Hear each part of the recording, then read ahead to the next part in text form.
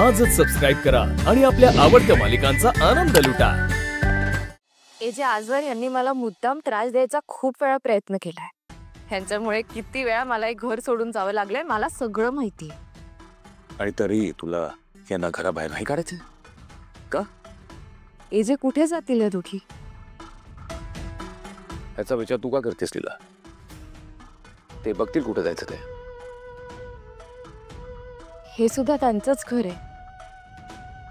ह्या घरच्या सुना आहेत त्या, त्यांना आपण असं घराबाहेर काढू शकत नाही।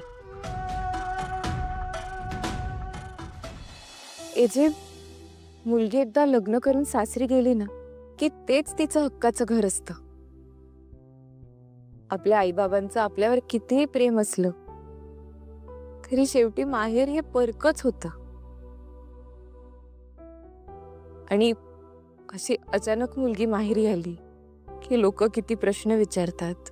असं सतत माहेरी येण्यामागे काय कारण आहे हे विचारतात आणि मग त्यांच्या प्रश्नांची उत्तरं देणं किती कठीण होतं ना, हे माझ्यापेक्षा जास्त चांगलं कोणीच अनुभवलं नाही। आणि म्हणूनच मला असं वाटतंय की ह्या दोघांना सुद्धा तसाच त्रास होता कामा नये। आणि मुळात मला असं वाटतं की एखाद्याची चूक झाली म्हणून त्याला असं घराबाहेर काढणं हे काही योग्य नाही। हो, आपण किशोर सरांना तशी शिक्षा दिली कारण त्यांचा गुन्हाच तितका मोठा होता। त्यांच्यामुळे हजारो लोकांच्या जीवावर बेतलं होतं। पण ह्यांना एवढी मोठी शिक्षा देण्याची काहीच गरज नाही। पाहिलत, ज्या लीलाला तुम्ही दरवेळेला घराबाहेर काढायचा प्रयत्न करत होता तीच लीला तुमच्या बाजूनी बोलतेय। काय ना की तुम्हाला लीलाचं मन कळलंच नाही। इट्स अ पिटी।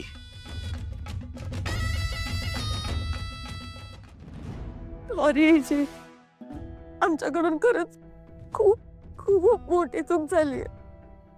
आम्ही काय वागत होतो हे आमचं आम्हालाच कळलं नाही। सॉरी। कुठून आणलात ग इतका कडवटपणा तुमच्या आयुष्यात? आजी, तुम्ही तरी नका ना असं बोलू प्लीज। आजी, आमची खरंच चूक झाली।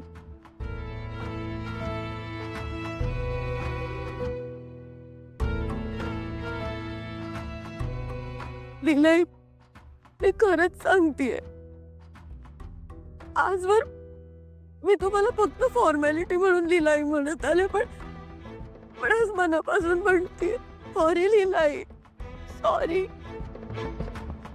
काय करते? उठा उठा लक्ष्मी सरस्वती, उठा।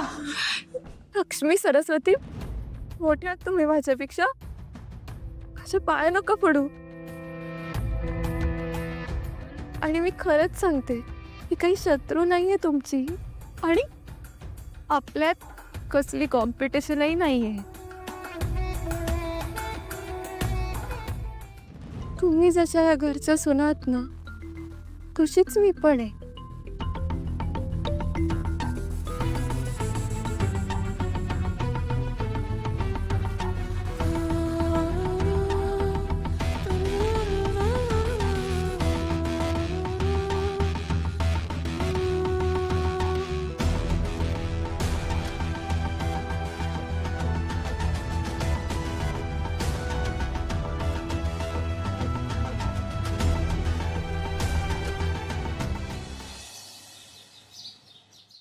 खूप चुकीचं घडतंय घरात किशोर। आता तर लक्ष्मी सरस्वती सुद्धा लीलाच्या बाजूने झालेत। काय बोलतेस दुर्गा तू? तुझ्यावर कोणाचा विश्वास नाहीये का? मुद्दा बाजूचा नाहीये किशोर, मुद्दा हा आहे की चुकीच्या व्यक्तीची साथ दिली जाते। आणि किशोर, काल तुमचा केवढा मोठा अपमान झाला आणि त्यानंतर तर मला इथे राहावंसच वाटत नाही। तुम्ही का सगळा गुन्हा कबूल केलात? हे बघ दुर्गा, तुझा माझ्यावर विश्वास आहे ना? म्हणजे काय किशोर, माझा तुमच्यावर पूर्ण विश्वास आहे। मला माहितीये तुम्ही काहीच केलेलं नाहीये. तुम्ही पूर्णपणे निर्दोष आहात. त्या नीलाने तुम्हाला फसवलंय. मुद्दाम तुम्हाला यात अडकवलंय मला माहितीये. तुम्ही काळजी नका करू, मी तुमच्या बाजूने आहे. आणि ज्या घरात माझ्या नवऱ्याचा इतका मोठा अपमान होतो की ते मी थांबणारच नाहीये. हे बघ दुर्गा, तू काळजी करायची काही गरज नाही. मी तुला एक पत्ता पाठवतो, तिकडे लगेचच्या लगेच निघून ये. आणि हे ना असं मनाविरुद्ध त्या घरात राहायची आता काही गरज नाही, कळलं? आणि हे बघ दुर्गा, तू जर माझ्या बरोबर असशील ना तर मी पुन्हा शून्यातनं जग निर्माण करू शकतो. तुलाही माहिती आहे. हो किशोर, मी कायम तुमच्या बरोबर आहे. आणि आता तुम्ही ठरवलंय मी तुमच्या बरोबरच राहणार आहे. लवकर ये, मी वाट पाहतोय तुझी. हो येते मी, तुम्ही काळजी घ्या.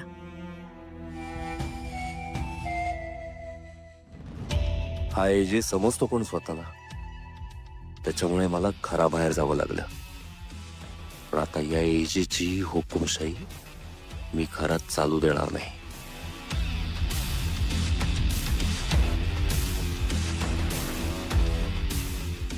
ऐक रे, प्लॅन ऑन, कामाला लागा.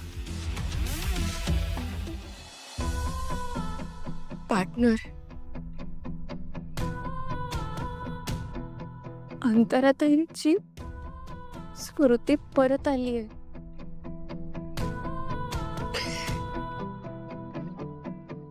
आणि याचाच अर्थ आहे हे माझं घर, माझा संसार सगळं मला त्यांच्या हाती सोपवायचंय. पार्टनर, मी बाकी सगळं देईन.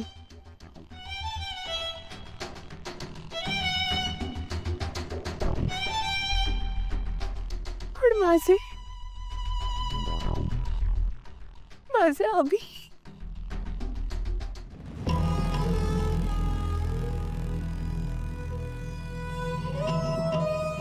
माझ्या अभिना कसं दूर करू मी?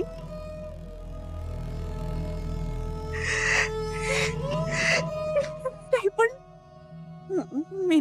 मी ठरवलं होतं की काय वाटेल ते झालं ना तरी माझ्या मनाची तयारी मी करेन.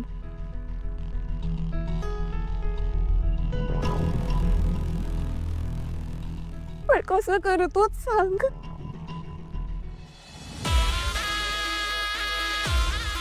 खूप प्रेम आहे माझं त्यांच्यावर, खूप प्रेम आहे.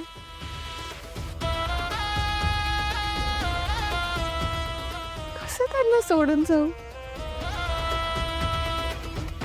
आणि आता आमचं बाळ येणार आहे.